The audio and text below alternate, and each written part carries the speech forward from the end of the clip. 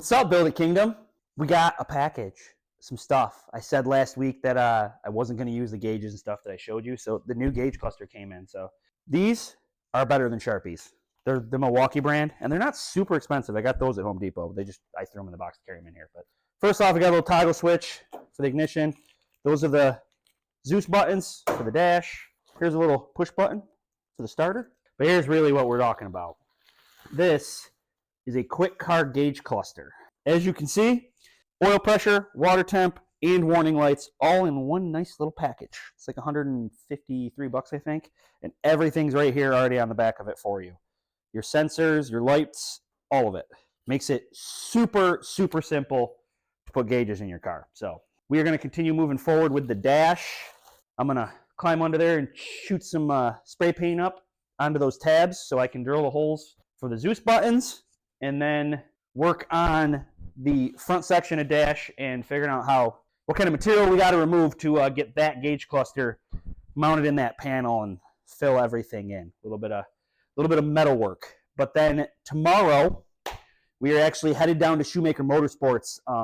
We have to help Andy fit the seat and steering setup in that Bandit car that I showed you there a few weeks ago when I was down there. We are headed down to Schumaker Motorsports in the morning tomorrow. Today we're going to work on this. Tomorrow we are also I got to take the wiring harness down for this so Andy can build us a harness, a simplified harness. And I'm taking the motor for this car down there because Putt Motorsports offered to do a timing chain and clean up the motor and everything, get it freshened up for us a little bit. We're taking that stuff down there. We are picking up the seat for the car because Casper Motorsports, they found a seat for us. So we have a full containment seat we got to pick up for this car so that Donnie and John can work on a nice adjustable seat mount. We got some ideas in mind there for that. And also I got to pick up the steering box for this. So Equinox and Saturn Vue steering boxes. We swap into these things, electric steering boxes, because you can buy a controller off of eBay, which I also have here someplace. Right here. Let's open this. Let me show you what comes in this box. So these come out of Portugal, actually. We've been buying these for a long time on eBay, and it's a steering box controller is what it is. There's not much to it. It's super simple to hook up. Basically, you've got this little box. This part plugs right into the electrical steering box, and then you have a power and a ground, and then these two go to your little knob here to control. And you can actually turn up and turn down how much help you get from the electric power steering box. I'm not going to lie to you. I pretty much just turn it all the way up and leave it. Donnie plays with his, I guess, a little bit, but I crank it all the way up as high as it'll go, and I leave it right there. So I will put a link down below for these because I can't remember offhand how much they are. Like $50 or 50 or $60 or something, I think. Maybe they went up a little bit. There's like 2 different places that sell them, but I always get them from the guy in Portugal who makes these. So these things work pretty good. I have had to replace, my car's 5 seasons old. So, I mean, that's a fair amount of racing. That's a lot of vibration. I've had some hard hits. In the 5 years, I've had to replace this one time. One time I had it go bad, and it was 2 or 3 years ago. I'm trying to remember, man. It all blurs together. It was King of Compacts in Kentucky. I'm drawing a blank on the name of the track right now, but yeah, it was King of Compacts. It went bad in the middle of the race, and I had to drive with no power steering for like, I don't even know, 50 laps or something. It was a long time to not have power steering for.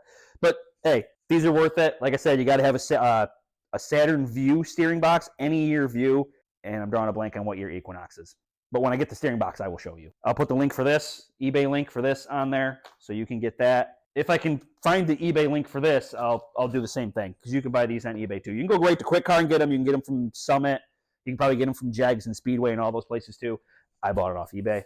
I will try to share the link for this if it's there. And maybe I bought the last one, who knows. But I'll share a link for the gauge cluster. I'll share a link for the power steering box controller. This stuff is generic. I did get it on eBay, but it's just a generic push button for starting the car and a generic two-way toggle switch for ignition on. And then again, these, this was random off eBay. Usually I get this stuff from A&A Manufacturing, which is where that kit that I showed you last week came from with all the tabs in it. That came from A&A Manufacturing. I get a lot of my tabs and brackets and steering mounts and stuff that I actually weld to the roll cage. A lot of that stuff comes from A&A Manufacturing. I actually need to order a battery box. But anyways, let's get to work. let's get something done. Got to keep moving forward.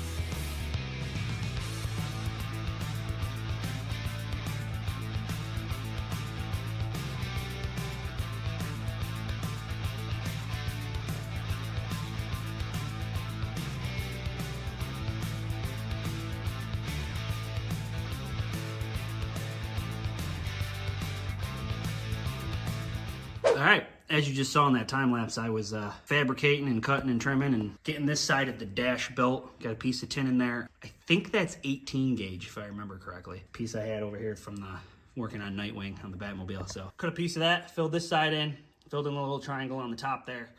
You saw me add a little leg down off of here, and you can see that I cut some of that angle out that we put in last week to get the gauge cluster in and up. So I added this piece down so that I have a fastening point for the bottom hole of the gauge cluster, and we'll drill a hole in the top, drill a hole down here, that way we can put 2 rivets in it to hold it. I'm looking at it now and I don't see it. I must have rubbed the dot off that I had up there. Anyways, so we can rivet the gauge cluster in when we get there. I will do the same thing on this side. When I bring this panel in, we'll come all the way in, you know, far enough to grab 2 spots to grab that, to hold the gauge cluster. So I'm gonna actually start working back toward this side of the car with the dash.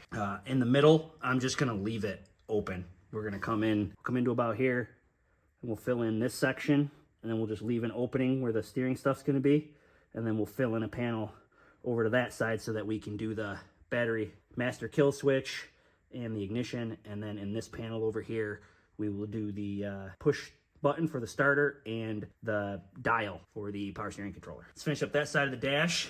Up here is the panel. Like I said, I was gonna take some spray paint, spot, drill holes for the Zeus buttons. We're moving forward here, getting some stuff done on the dash.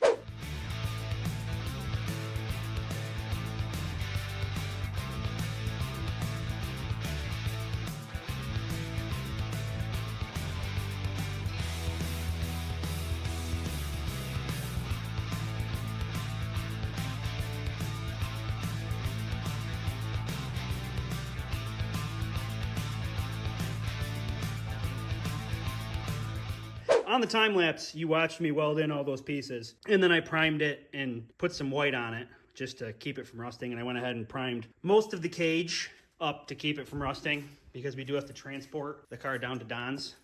Obviously, I didn't paint there because we have to make a seat mount. I mean, he's gonna have to grind a little bit, but you know, you picking up what I'm putting down here, all right? So I primed most of the cage. I painted the front of the cage white. So I painted, you know, most of this stuff white just to get it done, basically. I wanted the dash pretty much done, other than I have to come in here and drill some holes. I gotta drill, obviously, holes to mount the gauge cluster. We gotta drill holes for the start button and the steering box controller, and then over here, obviously, we have to drill holes for the kill switch and the toggle switch. Still gotta do that, but at least it's got some paint on it. It's not gonna rust in the meantime. And then I went ahead and drilled the holes and Zeus button down the dashboard, just like I talked about. While I was waiting for the paint to dry so I could put this dash on, I went around and painted all the window frames. I like to black out the window frames. This will get covered, but the back one doesn't get covered. That gets covered, but the window itself, obviously, doesn't get covered. I like to trim out the frame in black just because it had, you know, urethane on it, and then we cut all the urethane and got the glass out. And then I went back and cleaned up most of the rubber urethane off of there, but there's just scratches, and just the window frames get all beat up and burnt and scratched and stuff from taking the glass out. So I usually come back in and I just paint them black real quick with a brush and some paint. So that's what I did. We'll clean that all up, and she's looking pretty good. Curtis actually was just here. I don't know where he went. He went in the house, but he brought some spares, some actual race wheels and stuff. So we're gonna get these little donuts off of here and put actually a set of Ransomville setup wheels and tires on this thing. So that's where we're headed now. Get this thing a little more racy. And then tomorrow we're headed to Andy's. Well, hot damn. We got race wheels on all 4 tires. Of course, the red stripe is giving me a little bit of a hard time. That's what the heat gun was out for there on the floor. These are Curtis's extra set we're put on here for this car now. But that red vinyl stripe is Yeah, it doesn't want to come off. A little bit cold right now, so that might be part of it, but I tried heating it up over here on this one with the heat gun, and it's still fighting me. Does not want to come off. So we'll get there. We'll get it off there. I have no idea what the accent color is going to be on this car because I left it completely up to my graphics guy, Schumaker Graphics. I said, Brian, you can do whatever you want for a graphic scheme. You can even pick the number on the door. So we don't know what that's going to be until Brian does the graphics on it. But in due time, we're actually headed down there tomorrow because Shuey Graphics is in the same building as Andy's shop. We'll see Brian tomorrow probably. But that's enough for today. We got a fair amount done. Tomorrow we head down to get the seat mounted in that Bandit car.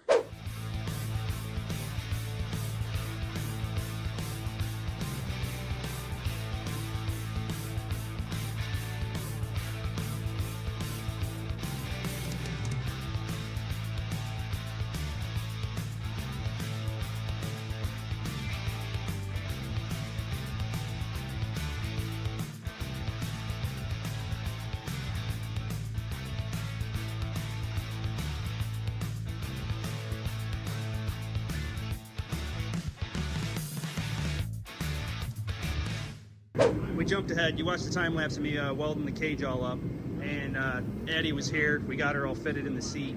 I was busy fitting the seat and getting her where she needed to be, and I didn't get the camera out. So as you can see though, seat's in. We got a mount in the back. We got a mount that goes underneath, and then we'll come up off here with a tab, grab it on the side so you get your 6 points of contact. So that's in, and there will be a real steering wheel quick release. Just don't have it here. The parts didn't come in. So there we go, the Bandit car. Cage is fully welded up, seat's in. Getting somewhere. All right, well, not a bad weekend working on race cars. We got Addy's seat, Addy Chamberlains seat all fitted in her new Bandit car. I welded up the rest of the cage for her car. We got that thing pretty much set so that Andy can finish it off and get that thing finished up for her, hopefully before race season starts so that she can get started in that thing. I'm looking forward to seeing what she can do with that car. She drove a Cobalt Crew car, helped car last year. She drove Preston Cobb's car one time and actually won with it. So that's kind of what sold them on getting a car from the crew. And Andy picked up that nice clean shell. You guys saw me tack the cage in it a few weeks ago. And then I finished welding the cage yesterday, and we got Addy fitted in her seat. Unfortunately, I was busy moving blocks of wood and whatnot, getting the seat fitted, and I didn't get any video of us actually going through the process of fitting the seat. Unfortunately, because it is one of the more important steps in putting a cage in your car. Seat position is extremely important. You know, you want your knees bent a little bit. You know, you don't want, when you're pushing full throttle or hitting the brakes, you don't want your knee locked, because if you get in an accident, you're going to hurt yourself. Your knees have to be bent. So that's a big part of it. Plus steering wheel location. You want to be comfortable. You want to have full movement with your elbows, you know, elbows up. Got to drive that thing.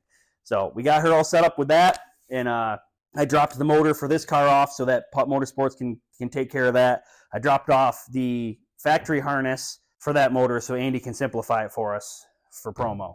And then I picked up the steering box that I was talking about. So this is out of a Saturn View. It looks exactly like the Cobalt box, but the controller part of it is actually metal. So that's basically what you're looking for. You want the box out of the Saturn View. But that little controller that I showed you plugs into here for the control, and you run it up to the dash. So this actually gets cut off. You leave just enough spline to hook to, and then you can go from there. Well, I guess it depends on what kind of steering setup you're going to use. We're only going to use a very small portion of it. We're going to get to that this week. We got to get the steering in this car because I also picked up a seat, which was here, but Don came and grabbed it so that he could start thinking about the seat mount thing. I got a seat from Schumaker Motorsports, and that's down at Don's shop right now, so he can get to that. But we're going to get the steering in this car so that I can, maneuver the car around, get it up on the trailer, and then we're going to take this car down to Don's to do all that seat work. But this is a steering stop so that we can put this in the rack and get this wheel hooked up to the rack. And then my father, being retired, will probably stop by this week, and he will probably get the universal joint that goes from the rack up to the steering box in. He'll probably bolt the steering box in the car, and then I will continue from there forward up to the steering wheel. I need to go inside actually and order a quick release and hub thing for the steering shaft. So these are the springs for the strut. Those just came today. Those came from Rock Auto today, and this is actually my kill switch, my battery cutoff. That showed up a couple days ago. So we've got parts. We're going to keep moving forward. I actually picked up the rest of the graphics from my personal car. So next episode, we'll probably get the steering in the car and probably take this down to Don's, and most likely by the end of the episode, hopefully, I can get my car back in here and finish putting all the graphics on it so that it's 100% ready to go for the 2025 season. Until next time, keep it creative and happy building.